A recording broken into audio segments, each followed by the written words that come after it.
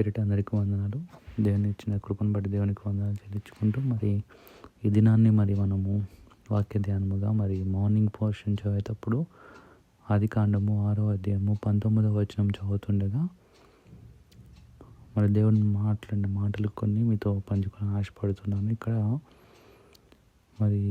నోవహు గారితో దేవుడు యెహోవా దేవుడు మాట్లాడుతూ ప్రతి ఒక్క యానిమల్స్ని నువ్వు తీసుకురావాలని అంటారనమాట. ఇక్కడ మనం చదివితే, మరియు నీతో కూడా వాటిని బ్రతికించి ఉంచుటకు సమస్త జీవులలో అనగా సమస్త శరీరుల యొక్క ప్రతి జాతిలో నీవి 2 చొప్పున నీవు ఓడలోనికి తేవలెను.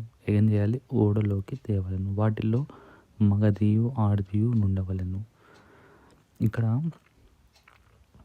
ప్రతి జాతిలో నుంచి యానిమల్స్ని తీసుకురావాలి. ఇది ఏంటి? టార్గెట్ ఆఫ్ నోవహు గారు గివెన్ బై గాడ్. దేవుడిచ్చిన టార్గెట్ ఇది చాలా కష్టమైన టార్గెట్. నిజంగా ఒకసారి ఆలోచించేయండి. ఎన్ని యానిమల్స్ ఉన్నాయో అన్ని యానిమల్స్ని నోవహు గారు ఏం చేయాలి? ఓడలోకి తీసుకురావాలి. ఎక్కడి నుంచి తీసుకురావాలి? ఓడ పక్కన ఉండేవి ఎక్కడెక్కడ ఉంటాయి. ఎక్కడెక్కడ ఉన్న వాటిని కలెక్ట్ చేసి తీసుకురావాలి కదా. అలాగే మనము దేవుని యొక్క వాక్యం చూస్తే ఇక్కడ మనకి ఒకసారి డౌట్ వస్తుంది ఏందని. కానీ ఒకసారి మనం మాథ్యూస్ 11:30లో చూస్తే మాథ్యూ 11:30 ఏమంటుంది? ఇది చాలా భారమైన పని నోవహు గారి మీద దేవుడు పెట్టాడు. ఒకసారి మాథ్యూస్ 11:30 చదివితే, మత్తయి సువార్త 11:30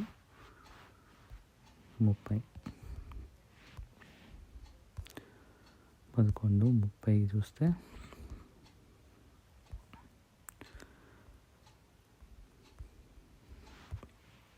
ఏలైనగా నా కాడి సులువుగాను నా భారము తేలికగాను ఉన్నవి అంటుంది. ఇక్కడేమో అదేంటి, నా కాడి సులువు నా భారము తేలికగా ఉంటుందని చెప్తున్న దేవుడు ఇక్కడేమో నోవహు గారికి ఇంత పెద్ద టాస్క్ ఇచ్చారు అని నాకు డౌట్ వచ్చింది. కానీ ఒకసారి మనం ఇందాక చదివిన వాక్యంకి వెళ్తే కనుక ఆదికాండము 6వ అధ్యాయము 19వ వచనంకి మనం వెళ్తే కనుక కింద నీకు క్లియర్గా దేవుడు చాలా మంచి మాటలు అక్కడ ఏమని రాయబడి అంటే, యానిమల్స్ అనేవి వాటంతట అవే వస్తాయి అన్నమాట. మనకి 7వ అధ్యాయము 9వ వచనంలో రాయబడి ఉంది. నెక్స్ట్ అధ్యాయం అనమాట 7:9లో ఏమని రాస్తుంది? దేవుడు నోవహు ఆజ్ఞాపించిన ప్రకారం పవిత్ర జంతువులలో అపవిత్ర జంతువులలోను పక్షులను నేలను ప్రాకు వాటిలోను మగది ఆడది జతలుగా ఓడలో ఉన్న నోవహు నొద్దకు చేరెను. ఓడలో ఉన్న నోవహు నొద్దకు చేరెనంట.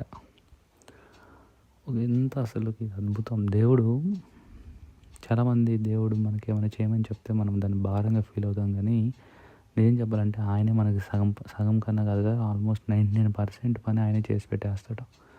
1% మనకు వదిలేస్తాడు. ఎందుకంటే ఆ 1% కూడా ఎందుకు వదిలేస్తున్నాడు అంటే, కేవలం మన విశ్వాసం ఇంకా బలపరచబడటానికి, మన విశ్వాసం మనం కనుపరచడానికి ఆయన ఒక గ్యాప్ వదిలాడు అంతే. అంతకుమించి ఏం లేదు. అది మన విశ్వాసాన్ని మనం క్రియల ద్వారా కనుపరచడానికి ఆ 99.999% ఆయన చేసేసి 0.0000001% మన కోసం వదిలేశాడు. ఎంత గొప్ప దేవుడు. కాబట్టి దేవుడు ఎప్పుడైనా మనతో ఇది నా చిత్తం నీ జీవితంలో, కాబట్టి ఇది నువ్వు చెయ్యి అని చెప్పినప్పుడు వెనక్కి ఆడబాకండి. ధైర్యంగా రోషం కలిగి దేవుడే చెప్తుంది ధైర్యంగా చేసేయండి. కాకపోతే అది దేవుడి నుంచి వచ్చిన వాక్యమా సాతాను చెప్తున్న మాటలు అనేది మాత్రం ఒకసారి పరీక్షించి చూసుకోవాలి 1-2 సార్లు. అది దేవుడి నుంచి వచ్చిన మాటని కన్ఫర్మ్ అయిన తర్వాత మాత్రం ఇంకా వెనక్కి తిరిగి చూడకూడదు. ఇప్పుడు చాలామంది చాలామంది దేవుని సేవ చేయడానికి వచ్చేవాళ్ళు ఎలా ఆలోచిస్తున్నారంటే ఇన్స్టెంట్ అనమాట. ఇన్స్టెంట్ అంటే, నేను సేవకు రాగానే నాకు ఒక చర్చ్ ఉండాలి, ముందే చర్చ్ ఉండిపోవాలి దేవుడా. లేకపోతే నేను సేవకు రాగానే ముందే నాకు 10 మంది 20 మంది సేవకులు ఉండాలి. లేకపోతే నేను సేవకు రాగానే నాకు చర్చ్ డెవలప్మెంట్ కోసం డబ్బులు ఇచ్చేవారు ఉండాలి ముందే అన్న ఆలోచన కలుగుతున్నారు. కానీ అది కాదు దేవుడు అంటుండే. దేవుడు నీ విశ్వాసం చూపించే దేవుడు ఇవన్నీ దేవుడు చేస్తాడు ఖచ్చితంగా. కానీ వీటన్నిటికన్నా ముందు నువ్వు నీకున్న విశ్వాసాన్ని బట్టి, దేవుడి మీద ఉన్న విశ్వాసాన్ని బట్టి అన్ని క్రియల రూపంలో ఇవేమి లేకపోయినా కానీ, ఒక సేవకుడిగా నువ్వు ఏమి లేకపోయినా కానీ చిన్న టెంట్ వేసుకొని అక్కడ దేవుని సేవ జరిగిస్తూ ఉండు. మిగతా అంతా దేవుడే చూసుకుంటాడు.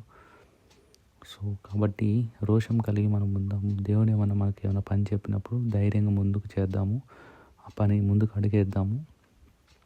ఎలా అయితే నోవాహు గారికి కూడా మరి ఇవ్వబడిన టాస్క్ చాలా గొప్పది. ఏంటి, అన్ని యానిమల్స్ని కలెక్ట్ చేసి తీసుకురావాలి, ఎక్కడెక్కడ నుంచి తేవాల్సిన పరిస్థితి. కానీ నోవాహు గారు వెనకాడలేదు. నోవాహు గారు అవన్నీ చేయడానికి రెడీ అయిపోయారు. కానీ దేవుడి వాక్యం ఇక్కడ చెప్తుంది, ఆ యానిమల్స్ అన్నీ మళ్ళీ తిరిగి అవన్నీ నోవాహు గారు వెళ్ళి ఎత్తుక్కొని పట్టుకొని రావాల్సిన పెద్ద పని లేకుండా అవన్నీ ఓడలోకి చేర్చబడ్డాయంట. అవన్నీ ఓడ దగ్గరికి వచ్చేసాయంట. ఎంత గొప్ప దేవుడు అండి. కాబట్టి దేవుడు మనకైనా చెప్పినప్పుడు దాన్ని చేయడానికి వెనక్కి ఆడకండి, ముందుకు వెళ్ళండి. ముఖ్యంగా చెప్పినప్పుడే కాదు కానీ దేవుడిని ముందే అడగండి. దేవా నీ చిత్తం ఏంటి, ఈరోజు నన్ను ఏం చేయమంటావు, రేపు నన్ను ఏం చేయమంటావు, ఈ సంవత్సరం నన్ను నా పట్ల నీ ప్రణాళిక ఏంటని దేవుడిని అడిగి తెలుసుకొని దేవుడు ఫర్ ఎగ్జాంపుల్ చెప్తాడు. ఇదిగో పలానా, ఫర్ ఎగ్జాంపుల్ మ్యారేజ్ విషయంలో అనుకోండి, ఎవరో మీరు ప్రార్థన చేస్తున్నారు, మీ పేరెంట్స్ మరి మ్యారేజ్ చూస్తున్నారు. అలాంటి టైంలో మరి ఎవరో ఒక అమ్మాయో అబ్బాయో మీ పేరెంట్స్ తీసుకొచ్చారు. మరి అది దేవుని చిత్తమో కాదా, వాళ్ళని పెళ్లి చేసుకొని దేవుడిని అడిగితే దేవుడు పెళ్లి చేసుకోమంటున్నారు. మీకేమో నలుపు రంగు అంటే అసలు ఇష్టం లేదు, వచ్చిన అమ్మాయి అబ్బాయి నల్లగా ఉన్నాడు. అది చాలా హ్యూజ్ టాస్క్.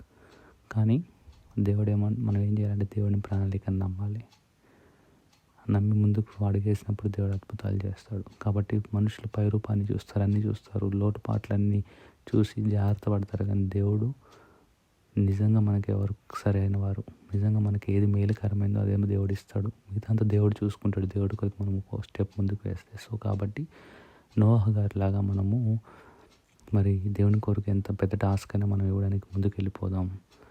మిగతా కార్యాలను దేవుడే చేస్తాడు. అందుకే మళ్ళీ నాకు వేరే వచనం గుర్తొస్తుంది.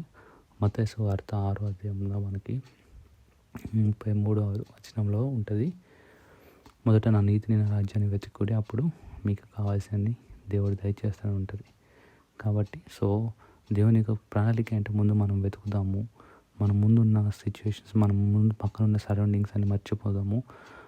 అలాగే రోషం కలిగి, అయ్యో నా హెల్త్ ఏమైపోతుంది, అయ్యో లేకపోతే నేను ఈ సేవ్ ఎక్కడ చేయగలుగుతాను, అయ్యో నేను టెంట్లో పడుకోవాలి, అయ్యో చలికి వణికిపోయి చచ్చిపోతున్నాము, అయ్యో ఆహారం లేక చచ్చిపోతున్నాము, అయ్యో ఈ సేవ ముందుకు వెళ్ళిపోతుందా, ఇలాంటి ఆలోచనలు ఏం పెట్టుకోకుండా దేవుని కొరకు రోషంగా ముందుకు అడిగేసినప్పుడు 99.9999% అయితే దేవుడు మన కొరకు చేయాలని ఆలోచన కలిగి ఉన్నాడు, అది ఆయన చేసేస్తాడు. మనం 0.0001% మనం చేస్తే మిగతాది ఆయన చేసేస్తానికి రెడీగా ఉన్నాడు. కానీ మనం అది ఒక్కటి చేయడం, కొంచెం చేయడానికి కూడా మనం ఇప్పటికీ ఎవరికి ఓపికలు లేవు చాలామందికి.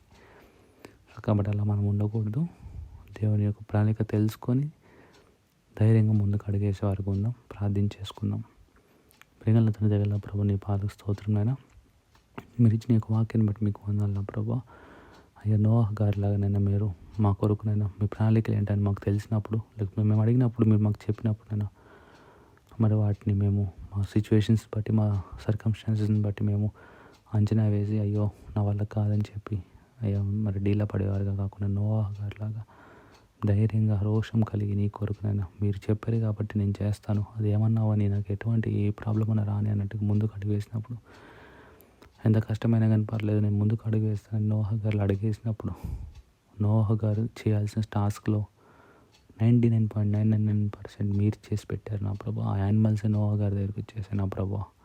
ఆ విధంగా నా ప్రభా మీరు మా కొరకు చేయకపోతున్నందుకు మీకు వందనాలు చెల్లించుకుంటూ మేము ధైర్యం కలిగి, రోషం కలిగి నీ కొరకు ఫస్ట్ స్టెప్ తీసుకునే వారికి మమ్మల్ని తయారు చేయమని ఈరోజు ఇచ్చిన వాక్యాన్ని అయ్యా మరి మా జీవితంలో మేము అనుభవించుకొని ఎవరికి వారినైనా మరి పరీక్షించుకొని మరి మీ చిత్తం ఏందో అనేది మీ నుంచి అడిగి మేము 1-2 సార్లు అది మీ చిత్తము, అది మీరు చెప్పిన చిత్తమా కాదని కూడా మేము పరీక్షించుకొని ఎప్పుడైతే మేము దాన్ని కన్ఫర్మ్ చేసుకున్న తర్వాత ఆయన దేవతనైనా మరి రోషం కలిగి ధైర్యంగా ముందుకు అడిగేసి వాళ్ళు మేము ఉండడానికి సహాయం దయచేయమని, ప్రతి చిన్న నుంచి పెద్ద విషయాలన్నింటిలోనైనా మీ యొక్క చిత్తం మీద తెలుసుకొని ముందుకు వెళ్ళే వరకు మేము ఉండడానికి సహాయం దయచేయమని, అలాంటి నేను సహవాసము, అలాంటి ఆయన నమ్మకము, విశ్వాసము మీ మీద మాకు కలుగ చేయమని యేసు పశువుని ప్రార్థించి వేడుకోమ్మా తండ్రి. ఆమేన్.